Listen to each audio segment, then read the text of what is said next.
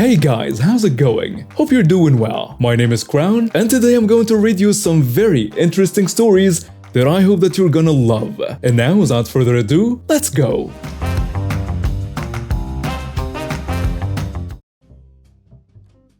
This happened about a year or two ago. I used to be a waitress in a small pizza restaurant. It was fun, I made lots of friends, and I knew most of the customers on a first-name basis. Sometimes the owners of the restaurant couldn't have a babysitter for their son, who was about a year old at the time, so they would set up a crib for the baby up on the floor, and I would often make sure he was okay. I didn't have to because his mom was doing it too, but if he dropped a toy or was trying to crawl out, I'd help him out as long as I wasn't busy. This particular night was pretty busy, but things were starting to slow down. I had a table of 4 middle-aged ladies who were extremely sweet, and they tipped me vigorously. I thought it was amazing. I was grateful, and I personally thought it was because I was working hard. Fast forward a week and a half and they come in again and ask where my baby is. I said, oh, he's not mine, but he probably has a babysitter today. The one woman then got extremely upset with me, saying that I should have clarified he wasn't mine. I said I'm 16. If I had a child, trust me, things will be a lot different. She began yelling, saying they wanted her tip back, and I should clarify each time there is a kid here that it's not mine, because it's very misleading. I told him that I wasn't going to do that, because people shouldn't assume a kid is mine just because I help him. My manager, also the mother of the baby, overheard the conversation and tried to talk to them, but they ended up being escorted out by security.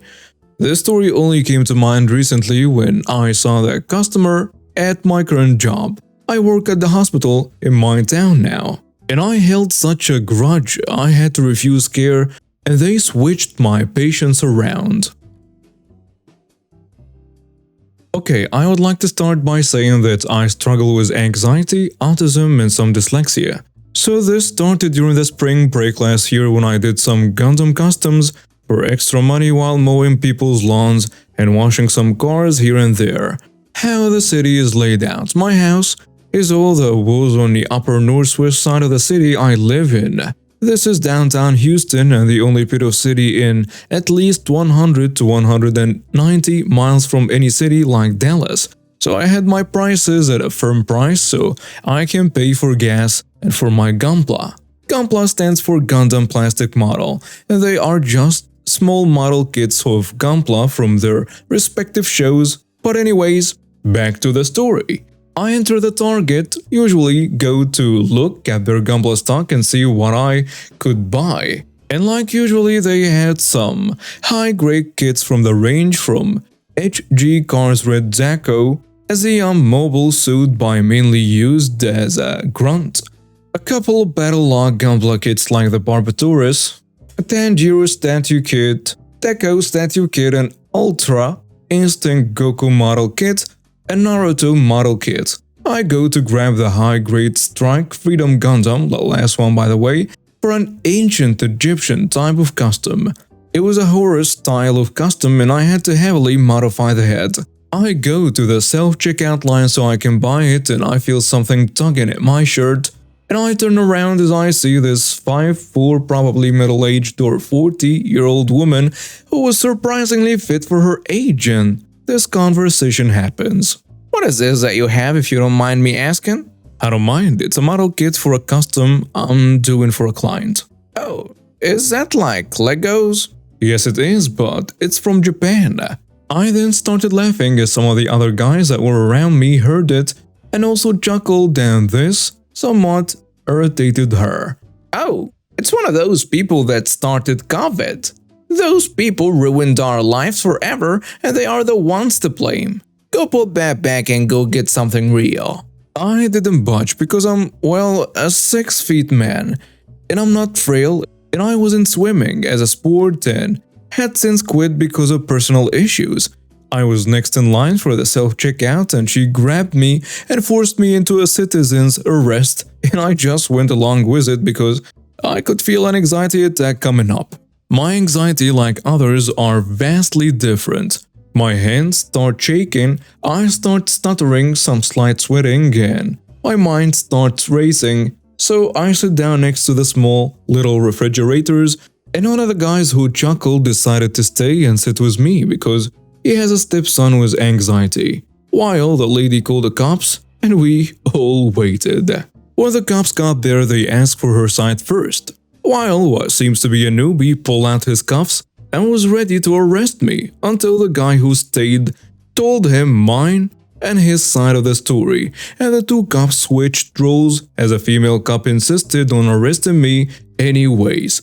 But thank God that the older female cop said to switch places, and the man explained what happened since I was getting dangerously close to my anxiety attack, and she asked for my name and what I was doing. And I told her and showed her the kit, and the man also mentioned that I have anxiety. I wasn't able to answer most of the questions being asked, and she automatically knew and told the newbie.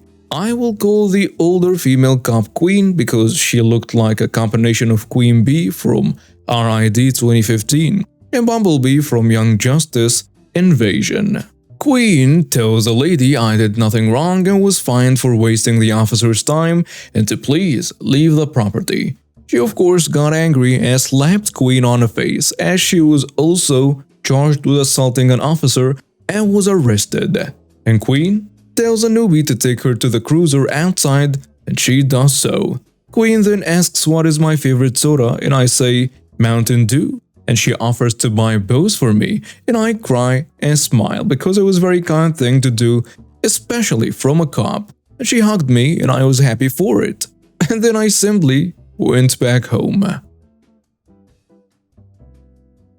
The summer of 2019, me and my two friends, let's just say their names are just B and F, were walking through the park to fill up our drinks from the fountain, and there was some trash on the grass from some other kids we had been with earlier. We were walking along talking when an entitled woman confronted us. She walks over and immediately attacks us saying, "Do you really think it's acceptable to leave all this crap on my grass?" B tells her, "This isn't your grass though, and it wasn't us." "I know it was you. I saw you." We knew she couldn't have because it wasn't us, it was some other people. We tried explaining this to her for a good 10 minutes or so.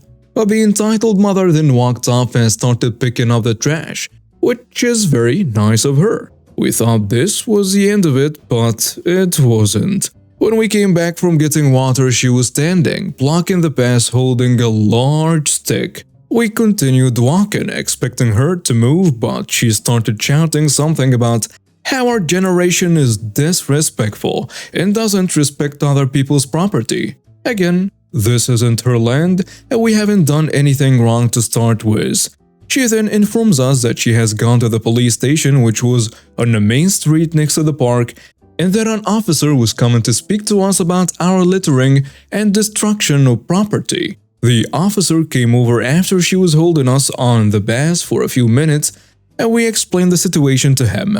The entitled mother then starts screaming at us that she will get her revenge, and how we will never disrespect her again.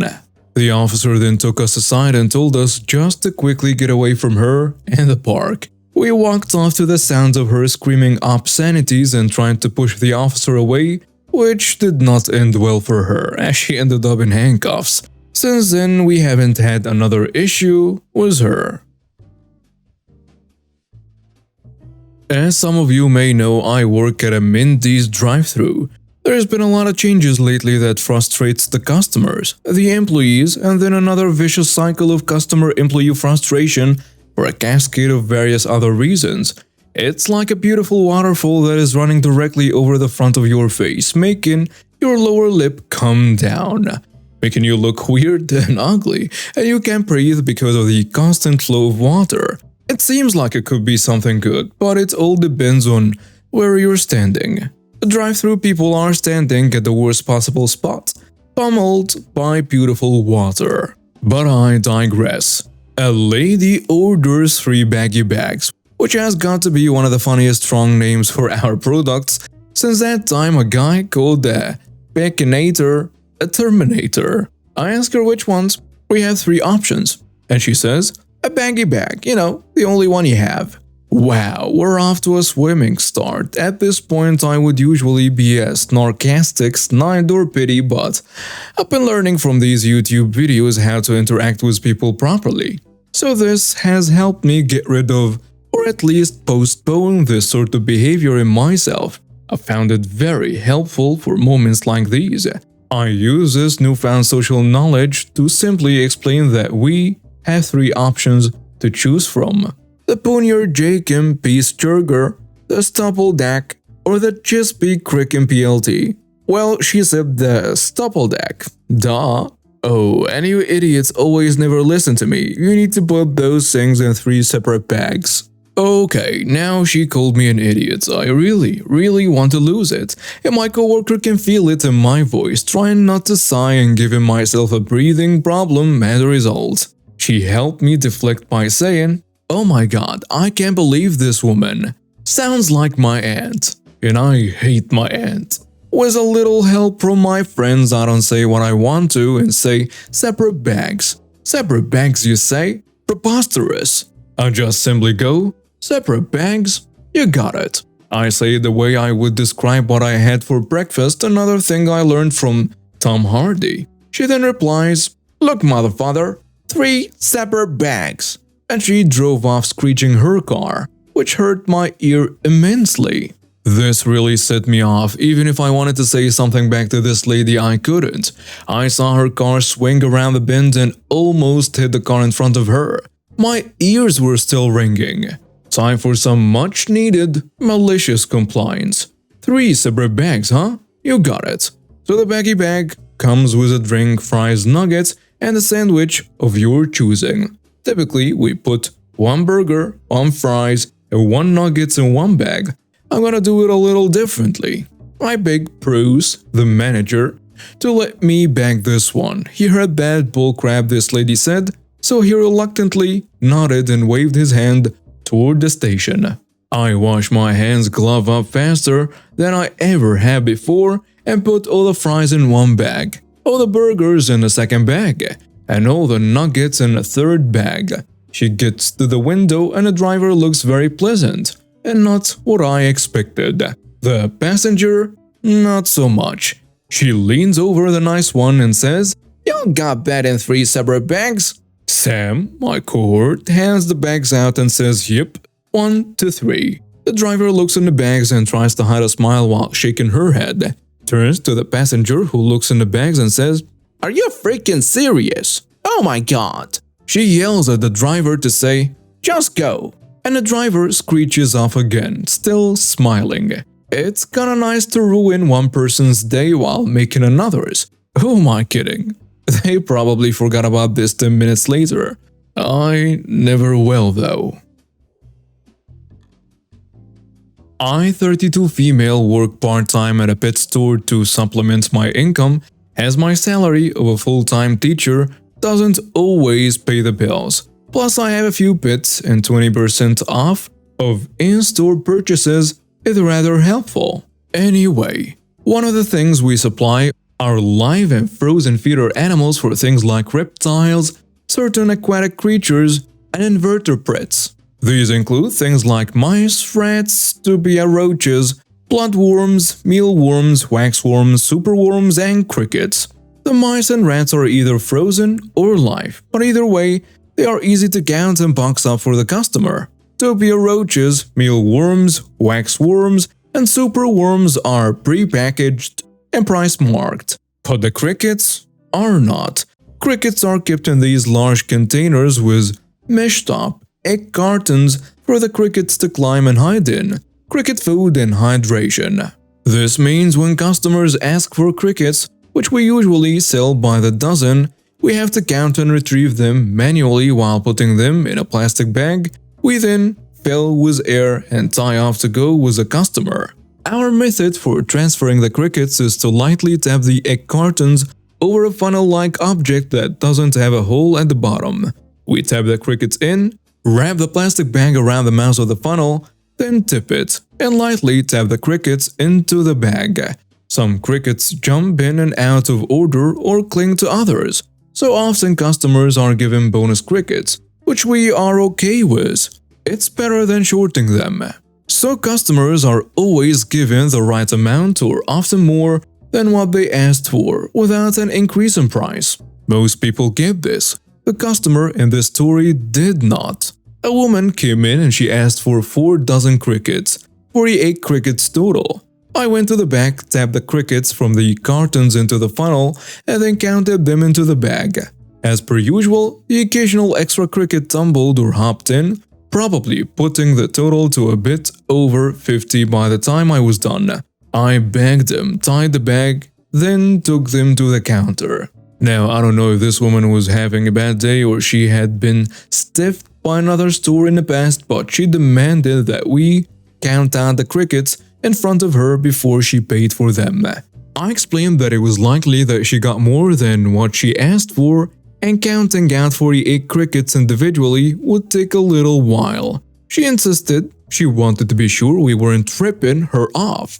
So I got one of those small plastic critter keepers and a pair of tongs. I opened the bag, making it deflate and slightly more painful to work with, and inserted the tongs, delicately so as not to crush the crickets. I grabbed each one with the tongs and started counting slowly so as not to crush the crickets with the tongs or lose my place while counting, something I do struggle with, and dropped each individually counted cricket into the critter keeper. So after about 5 to 10 minutes at the counter meticulously counting crickets with tongs, and maybe deliberately taking a little bit longer than I had to, out of spite, a line was building up behind the woman and I was getting close to the end of my count. Eventually I had the grand total of what she paid for, 48 crickets. And wouldn't you believe it, there were 10 left over in the bag, almost a whole extra 3 dozen she would have gotten had she not asked me to count.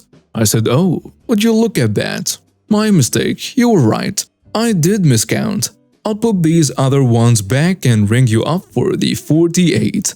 I'll be right back." And before she could protest, I wandered off to dump the last 10 crickets back into the cricket container, and when I came back to check her out, she was silent, not looking at me, and did her best to ignore the irritated looks of the customers lining up behind her while I poured her 48 crickets back into a plastic bag. She paid, then slunk off sheepishly out the door without a thank you or a glance back. I then got through the rest of the line quickly and apologized to the customers in line for the wait. I sent them home with some free samples, thanked them for their patience, then continued along with my shift. She never complained, and she did return to the location several times after, and she never asked anyone to count crickets again. And now we have reached the end of today's stories. Thank you for watching and see you next time.